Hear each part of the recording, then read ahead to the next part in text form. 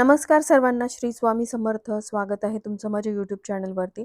आजचा दिवस तुम्हाला खूप छान सुखाचा, समाधानाचा जाऊ देत, हीच मी स्वामींच्या चरणी प्रार्थना करते आणि आजच्या या नवीन व्हिडिओला सुरुवात करते.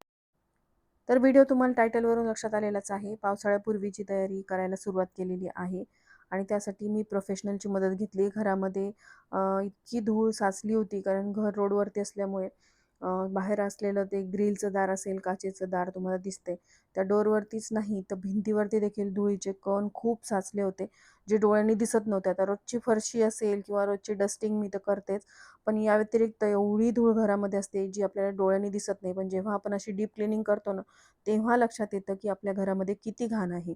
तर एकटीकडून हे सगळं होणार नव्हतं, म्हणूनच मी प्रोफेशनलला आज बोलवलेलं आहे. म्हटलं अजून पावसाळा सुरू झालेला नाही, तोपर्यंत मग घराची जेवढी करता येईल तेवढी डीप क्लिनिंग आपण करून घेऊयात.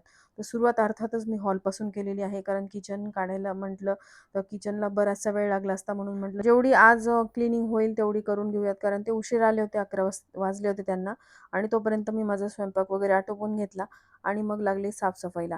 तर आता सोफा कवर्स, पडदे वगैरे सगळं सगळं क्लीन करून घेणार आहे, कारण पावसाळ्यामध्ये तसंही जाड कपडे जे असतात किंवा बेडशीट्स वगैरे आहेत ते म्हणजे धुण्याचा प्रश्न फार कमी वेळा येतो, कारण आपले रोजचेच कपडे सुकवायचे कुठं हा प्रश्न असतो. त्यामुळे म्हटलं की हे जे सगळे कामं आहेत ते पावसाळ्याच्या आधी आपण आटपून घेऊयात.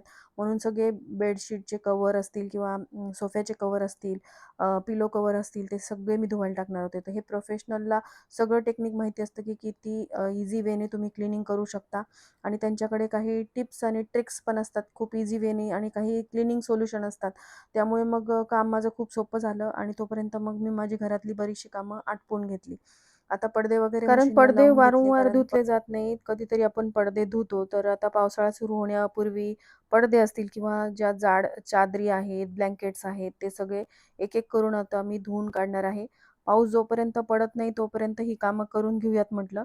आणि पडदे जेव्हा आपण धुतो ना, त्यामध्ये थोडंसं खडे मीठ नक्की टाकावं किंवा तुरटीचा एखादा खडा टाकावा, कारण पडद्यांमध्ये खूप जास्त नकारात्मकता ही साचलेली असते. कारण आपण घरातली फरशी जी आहे ती रोज पुसतो, पण पडदे हे कधीतरी धुतले जातात. आणि जसं मी तुम्हाला नेहमी सांगते की घरामध्ये ज्याही व्यक्ती येतात, मग त्या बाहेरून येणाऱ्या असतील किंवा आपण स्वतःही येत असू, तर आपल्यासोबत बरीचशी नकारात्मकता घरामध्ये येते आणि मग ती कुठे घरातच फिरत असते. मग पडद्यांच्यामध्ये किंवा आपण ज्या वस्तू वारंवार स्वच्छ करत नाही, त्या वस्तूंच्या मार्फत ती घरामध्येच आपल्या फिरत असते. म्हणूनच आपल्या घराची फरशी पुसत असताना आपण त्यामध्ये थोडंसं खडे मीठ म्हणा किंवा चिमूटभर हळद टाकून आपल्या घरातली लादी जी आहे ती अमावास्येला, पौर्णिमेला पुसली पाहिजे. या गोष्टी जरी साध्या वाटत असल्या तरी याचा फरक आपल्या घरावर खूप जास्त पडत असतो. तर त्यांनी क्लिनिंग केल्यानंतर तुम्ही बघू शकताय की ग्रिलचं हे दार आहे ना, खूप मोठं आहे आणि याला क्लीन करायला बराचसा वेळ लागतो. अक्षरशः हात दुखायला लागतात, पण त्यांनी खूप व्यवस्थितपणे हे क्लीन केलंय. माझ्याकडून एवढं स्वच्छ झालंही नसतं आणि दुसऱ्याही कामवाल्या बाईला मी दिलं असतं ना, तर तिने देखील एवढं क्लीन केलं नसतं. आणि त्याचबरोबर भिंती देखील अगदी सारवल्यासारख्या त्यांनी पुसून घेतलेल्या आहेत.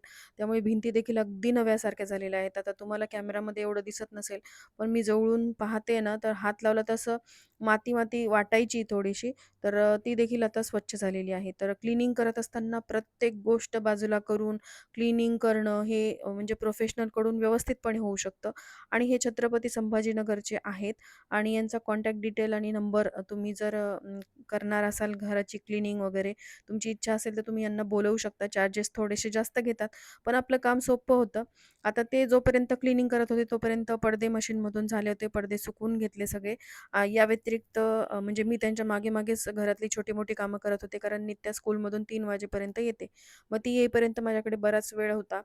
तोपर्यंत म्हटलं जेवढं करता येईल तेवढं करूयात, कारण म्हणजे मेन जो टास्क आहे क्लीनिंगचा, तो तर मी दुसऱ्याला दिलेला आहे. त्यामुळे जी छोटी-छोटी कामं आहेत ना, ती करून घेतली. आता पडदे वगैरे झाले हॉलमधले, लगेचच सोफा कव्हर वगैरे मशीनला लावून दिले. आता ऊन एवढं पडतंय ना, की लगेचच सुकतात पडदे. त्यामुळे म्हटलं पटापट आपण आता ही कामं करून घेऊयात. हे पडदे सुकेपर्यंत दुसरा मशीनचा लोड झाला होता आणि तो पण मी लोड लगेचच मग सुकायला टाकला. ते काही मी शूट नाही केलं. खाली आले तोपर्यंत यांनी समोरचं दार आणि म्हणजे बराचसा पार्ट जो आहे तो क्लीन केला. आधी सांगितल्याप्रमाणे कसं की त्यांनी भिंती देखील अगदी सारवल्यासारख्या पुसून घेतल्या होत्या. त्यामुळे इतकं स्वच्छ वाटत होतं ना घर, की एवढं क्लीनिंग तर आपल्या घरी एखादी बाई आपण कामाला लावली तर ती देखील करणार नाही. कारण हे सगळं ज्यांना ट्रेनिंग दिलेली असते, की डीप क्लीनिंग कशी करायची घराची आणि ते एजन्सीमार्फत येतात. त्यामुळे मग ती क्लीनिंग जी आहे ती अगदी परफेक्ट करतात. तर हॉल वगैरे झाल्यानंतर देवघराच्या क्लीनिंगला त्यांनी सुरुवात केली. कारण मला सगळंच घर करून घ्यायचंय. आता पाऊस जोपर्यंत पडत नाही, अजून तर पावसाचं काही चिन्ह नाहीये. रोज असं दमट वातावरण आणि ऊन तर एवढं पडलेलं आहे. तुमच्या भागातही तसंच आहे का? कमेंट करून नक्की सांगा. कारण महाराष्ट्रात काही भागात पाऊस झालेला आहे, पण अजून आमच्या छत्रपती संभाजीनगरला म्हणावा तसा पाऊस झालेला नाही. तर सोफ्याची पण क्लीनिंग करतात ते, पण आम्हाला हे सोफ्याचे कुशन म्हणजे कव्हर पूर्ण चेंज करायचे दिवाळीला. त्यामुळे सोफ्याची क्लीनिंग आम्ही केलेली नाही.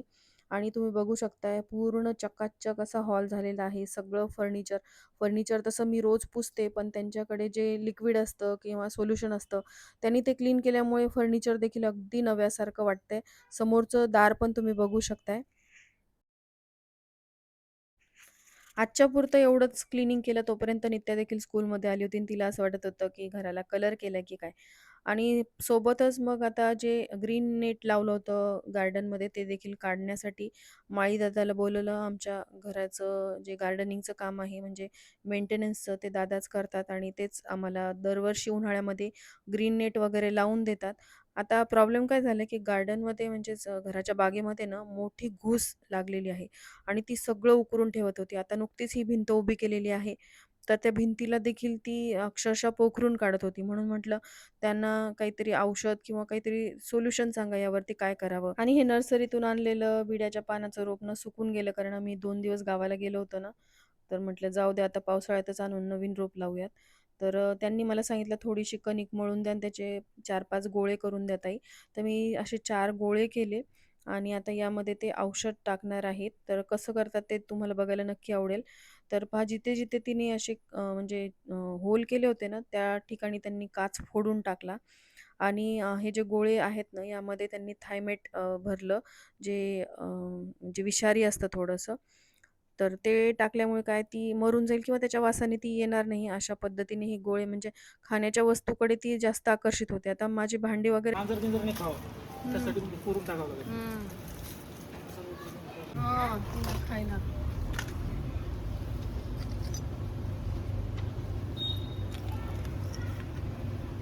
बेबी माऊस आहे का? मोठा माणूस मोठा. आणि हे कशाला काय?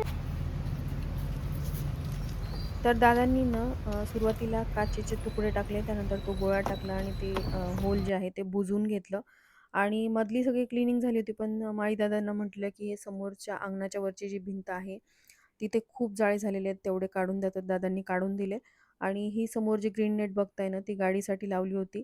तर ती काढली नाही कारण अजून उन्हाळा अजून संपलाच नाही. पावसाळा फक्त नावाला सुरू झालाय. ऊन आहे तोपर्यंत राहू द्यावं म्हटलं, कारण पाऊस सुरू झाला, की ती ग्रीन नेट गळूनच पडणार आहे. तसंही तर इथली क्लीनिंग वगैरे दादांनी करून दिली आणि आज ना मला चहा मसाला बनवायचा होता. पावसाळ्यामध्ये कसं मुलांना सर्दी, खोकला बरेचसे आजार होतात. तर त्या आजारापासून बरं होण्यासाठी मग आपण काय-काय प्रयोग करत असतो. त्यापेक्षा आपल्याकडे असं जर चहा मसाला म्हणा किंवा दुधामध्ये किंवा अगदी मुलांना पाण्यामध्ये टाकून जरी दिलं ना, तर म्हणजे थोडासा गूळ वगैरे टाकायचा आणि पाण्यामध्ये हे चांगलं उकळून घ्यायचं. जेणेकरून मुलांना जर सर्दी झालेली असेल किंवा खोकला असेल, तर तो दूर होण्यासाठी या चहा पावडरची म्हणजे चहा मसाल्याची तुम्हाला खूप खूप मदत होते. तर त्यासाठी ना मी असं मेजरमेंटनीच सगळ्या वस्तू घेतल्या. तर एक आपला पोहे खायचा चमचा असतो ना, त्या चमच्यानी काळे मिरे घेतलेले आहेत. सगळं 1-1 चमचा. मग काळे मिरे सोबतच जी लवंग असते ती घेतलेली आहे 1 चमचा आणि त्याचबरोबर ज्या महत्त्वाच्या वस्तू असतात ज्या आपल्या प्रत्येकाच्या घरामध्ये शक्यतोवर असतातच, पण हे सगळे खडे मसाले आहेत. त्यामुळे उन्हाळ्यामध्ये शक्यतोवर आपण चहा मसाला वापरत नाही. पण पावसाळा असेल किंवा हिवाळा असेल, तर अशा वेळेमध्ये आपण जर चहामध्ये हा मसाला टाकला ना, तर तो बाधत नाही. कारण गरम वस्तू आपण शक्यतो उन्हाळ्यात घेत नाही ना. म्हणून हा चहा मसाला पावसाळ्यात बनवून ठेवायचा जेणेकरून तो हिवाळ्यापर्यंत जातो. अगदी थोडासाच टाकायचा असतो आणि मध्ये लागलाच तर फार काही वेळ लागत नाही हा मसाला बनवण्यासाठी. तर 1 चमचा मी काळे मिरे घेतलेत, 1 चमचा लवंग घेतलेली आहे आणि 3 चमचे विलायची घ्यायची. कारण चहामध्ये आपण तसंही विलायची टाकतच असतो. त्यामुळे विलायचीची चव जास्त यावी यासाठी थोडीशी क्वांटिटी विलायचीची जास्त ठेवायची. 3 चमचे विलायची घ्यायची आणि त्याचबरोबर दालचिनी जी आहे ती एक स्टिक जी असते दालचिनीची, ती पूर्ण स्टिक घ्यायची पण तिचे तुकडे करून घ्यायचे किंवा तुम्ही दालचिनी पावडर देखील वापरू शकता. तर हे सगळे बेसिक मसाले घेतले आणि यामध्ये अजून तुम्ही जर सुंठ असेल तुमच्याकडे तर सुंठ घेऊ शकता. सुंठ जर घेतलं ना, तर त्याला थोडंसं खलबत्त्याने कुटून घ्यायचं, म्हणजे पावडर करायला सोपं जातं. आता माझ्याकडे दालचिनी आहेत, तर एवढी दालचिनी तुम्ही बघता एवढी स्टिक माझ्या हातात आहे, तर त्या स्टिकचे तुकडे तेवढेच घ्यायचे. फार काही प्रमाण वाढवायचं नाही. कारण दालचिनी जास्त झाली, की मग चहाची चव बिघडते. जेवढं प्रमाण मी सांगते ना, अगदी त्याच प्रमाणामध्ये चहा मसाला करत असताना तुम्ही ह्या वस्तू घेऊन बघा. खूप छान झाला होता मसाला. तुम्हालाही नक्की आवडेल. त्यामुळे अशी दालचिनीचे तुकडे करून घ्यायचे आणि ह्या सगळ्या वस्तू घेतल्यानंतर जायफळ सुद्धा तुम्ही घेऊ शकता. आता जायफळ बरेच जण अव्हॉइड करतात कारण त्यामुळे झोप येते. पण जायफळचं प्रमाण योग्य ठेवायचं म्हणजे एकच जायफळ घ्यायचं. असं हे सुपारीसारखं जायफळ असतं. तर ते जायफळ एकच घ्यायचं आणि चहा मसाला जो आहे तो पूर्ण मिक्स करतो ना आपण पूर्ण आता पुढे कसं करायचं ते दाखवतेच. आता माझ्याकडे सुंठ नव्हती पण हे सुंठ पावडर माझ्याकडे होतं. तर ते मी सुंठ पावडरच घेणार आहे. तुमच्याकडे जर सुंठ असेल, तर ती थोडीशी खलबत्त्यामध्ये अशी कुटून घ्यायची, जसं मी जायफळला कुटत आहे. म्हणजे जेणेकरून तुम्ही मिक्सरला जेव्हा फिरवाल सगळा मसाला, तेव्हा ते सोपं होईल. आता हे सुपारीसारखंच जायफळ असतं. पण सुपारी कशी टणक असते ना, तर हे थोडंसं सॉफ्ट असतं. आपल्याला आपण जेव्हा किसून टाकतो ना जायफळ, तर ते सॉफ्ट असल्यामुळे किसलं जातं, पण सुपारी नाही किसल्या जात. तर आता हे सगळं आपल्याला गॅसवरती मंद आचेवरती भाजून घ्यायचं. खूप भाजायचं नाही लालसर होईपर्यंत, नाहीतर त्यातला सगळा अरोमा जो आहे तो निघून जातो. एक छोटासा पॅन मी घेतलेला आहे आणि यामध्ये सगळ्यात आधी मी जायफळ भाजून घेत आहे आणि सुंठ असेल तर सुंठ देखील यासोबतच भाजून घ्यायची. पण माझीकडे जी सुंठ पावडर आहे ना, ती ऑलरेडी रोस्टेडच आहे. त्यामुळे मग मी काही यामध्ये भाजणार नाही. बाकीचे सगळे मसाले एकत्रितपणे तुम्ही मंद आचेवरती भाजायचे आहेत थोडा वेळ. प्रत्येक ऋतूमध्ये काही ना काहीतरी तयारी आपण करत असतो. उन्हाळा आला की उन्हाळ्याची तयारी, पावसाळा आला की पावसाळ्याची तयारी. प्रत्येक ऋतू आपल्याला वेगवेगळ्या गोष्टी शिकून जातो, वेगवेगळ्या गोष्टी खायला मिळतात. पावसाळ्यामध्ये आम्ही आत्ता भंडारदऱ्याला गेलो ना, तर करवंद वगैरे इतर ऋतूमध्ये किंवा जांभळं असतील, तर जांभळं आम्हाला तिथे भरपूर खायला मिळाली आणि जांभळांचं प्रमाण जे आहे ते पावसाळ्यातच 1 महिनाभरच जास्त असतं. त्यानंतर जांभळं देखील मिळत नाहीत. तर ह्या गोष्टी ज्या आहेत त्या प्रत्येक ऋतूनुसार खायला मिळतात. तर तसंच हे चहा मसाल्याचं महत्त्व मी तुम्हाला सांगत आहे, की सर्दी, खोकला झाल्यानंतर गोळ्यांमुळे जे साईड इफेक्ट होतात ना, ते टाळायचे असतील तर अशा छोट्या-छोट्या आपण टिप्स वापरून आपल्या घरामध्येच आपली आजारपणं जे आहेत ते दूर करू शकतो. तर आता हे सगळे मसाले जे आहेत ना, ते मी मिक्सरच्या भांड्यामध्ये थोडेसे थंड झाल्यानंतर बारीक फिरून घेणार आहे. आता हे सगळे खडे मसाले आहेत, पण यामध्ये एक वस्तू मिसिंग आहे, ती म्हणजे सुंठ पावडर. तर माझ्याकडे रेडीमेड सुंठ पावडर आहे ना, तीच मी यामध्ये एक म्हणजे पोह्याचा चमचा जो आहे तो भरून टाकणार आहे. आता सुंठ तुमच्याकडे अखंड असेल तर ते कुटल्यानंतर एकच तुकडा घ्यायचा सुंठेचा आणि तो तुम्ही यामध्ये टाकू शकता. तर आता सुंठ पावडर असल्याने मी पूर्ण चमचा भरून टाकणार आहे. सुंठ असेल किंवा विलायची असेल यामुळे चव छानच येते. त्यामुळे सुंठ या चहा मसाल्यामध्ये असायलाच हवी आणि सोबतच वेलची देखील असायला हवी. हे जे सगळं प्रमाण मी तुम्हाला सांगितलेलं आहे ना, एकदम परफेक्ट आहे आणि चहा मसाला खूप छान होतो. आणि सगळं मिश्रण थंड झाल्यानंतर मग तुम्ही मिक्सरला बारीक फिरून घेऊ शकता. जेणेकरून मग ते म्हणजे जास्त मोठा परिवार असेल ना, तर तुम्हाला 2 ते 3 महिने एवढा मसाला सहज जातो. पण आमच्याकडे आम्ही दोघंच चहा घेणारे, मुलं तर काही घेत नाही. त्यामुळे आम्हाला अगदी 6 महिन्यापर्यंत हा चहा मसाला जाईलच. यांना पण सर्दीचा त्रास आहे आणि मुलांना पण सर्दी वगैरे होते म्हणजे अनुवंशिकच आहे ते. तर कधी-कधी पाण्यामध्ये थोडंसं अर्धा म्हणजे अर्धा पण नाही 1/4 असा चमचा जर आपण हा चहा मसाला टाकला, पाण्याला उकळी आली, त्यानंतर थोडासा गूळ किंवा साखर टाकली आणि ते पाणी मुलांना प्यायला दिलं, तर त्यांना बराच आराम पडतो. आता हा मसाला जो आहे तो झालेला आहे तयार. तुम्ही बघू शकताय. खूप छान वास येत होता आणि मस्त याला मी आता चहा करत असताना किंवा मुलांना दूध द्यायचं असेल तर वापरू शकते.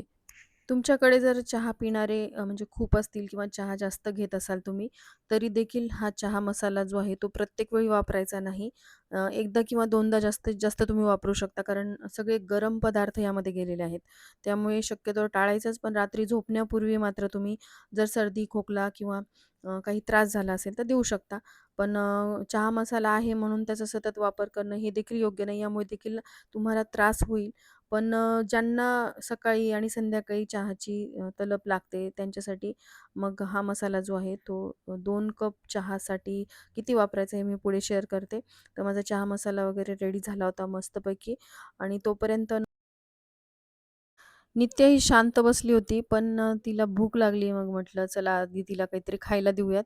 शाळेतून आली ना, की तिला असं काहीतरी चटपटीत लागतं, कारण स्कूलमध्ये ती पोळी भाजी खाते आणि एक शॉर्ट ब्रेकचा टिफिन मी देत असते. पण मग घरी आल्यावर तेच नको म्हणून मग ती मागे लागली होती, की काहीतरी छान बनव. तर दुपारची बटाट्याची भाजी होती. मग ब्रेडला एका साईडला मी ग्रीन चटणी लावली, एका साईडला मी सॉस लावला आणि त्यामध्ये बटाट्याची भाजी भरली. थोडासा चीज किसून टाकला आणि तव्यावरती खरपूस भाजून हे सँडविच तिला खायला दिलं. आता मुलं कसं सगळंच हेल्दी खातात, पण कधी-कधी त्यांच्या आवडीचंही पण बनवावं नेहमी लागतं. त्यांना फास्ट फूड वगैरे देणं योग्य नाही. यामुळे मुलांच्या हार्मोन्समध्ये पण चेंजेस होतात. तुम्ही बघितलं असेल, की मुलींना खूप कमी वयामध्ये पिरियड्स येत आहेत. तर हे सगळं टाळण्यासाठी ना, जेवढं होममेड फूड तुम्हाला देता येईल, मग ते फास्ट फूड का असेना, घरचंच देण्याचा प्रयत्न असावा. बाहेरचं फूड खाऊनही मुलांना बरेचसे त्रास जे आहेत ते सहन करावे लागतात. तर असं नित्याला मी खायला दिलं आणि म्हटलं चला आता चहा मसाला झालाय तर चहा तरी घेऊयात. तर तोपर्यंत माझे मिस्टर देखील आले होते आणि आता चहा बनवायचं म्हणजे चहाची काही वेगळी पद्धत नाहीये. पाण्यामध्ये 2 चमचे मी पत्ते टाकले. आता पत्ती प्रत्येकाची कमी जास्त घेण्याची सवय असू शकते. आम्हाला थोडासा कडक चहा लागतो. तर पत्ती देखील मी जास्तच टाकते आणि आता एवढ्या म्हणजे 2 कप चहासाठी ना 1/4 म्हणजे 1 चतुर्थांश तुमचा जो चमचा आहे ना छोटावाला तेवढाच चहा मसाला टाकायचा. जास्त झाला तर मग चहा तुमचा कडू लागू शकतो.